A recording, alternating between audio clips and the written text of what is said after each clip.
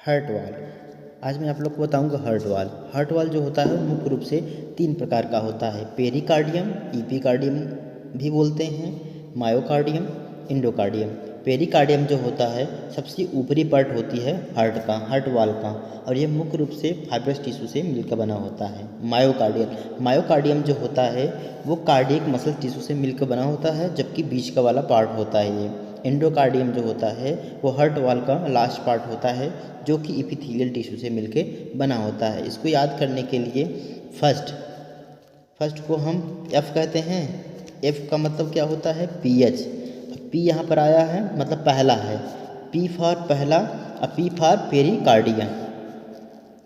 इसी तरह है एम। एम का मतलब होता है मिडल का मतलब होता है बीच। मायोकार्डियम जो होता है कि वो बीच वाला पार्ट होता है। और इंडोकार्डियम इंडो का मतलब होता है इंड का मतलब होता है लास्ट। इंडोकार्डियम जो होता है वो लास्ट का। यहाँ पर आप देख रहे हैं ये हार्ट है और इसका क्लासिफिकेशन है।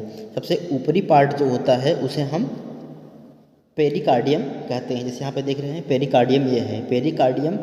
उसके बाद एक पेरिएटल कार्डियम होता है और इसके एक विसरल पेरिकार्डियम होता है। इस दोनों के बीच में एक फ्लूइड भरा होता है जिसे हम पेरिकार्डियल फ्लूइड कहते हैं। ये फ्लूइड जो होता है वो हार्ट को प्रोटेक्ट करता है और उसे एक तरह का मॉइस्चर प्रदान करता है। उसके बाद आता है मायोकार्डियल जो होता है वो सबसे लंबा और सबसे बड़ा होता है, जिसमें न्यूक्लियस पाया जाता है।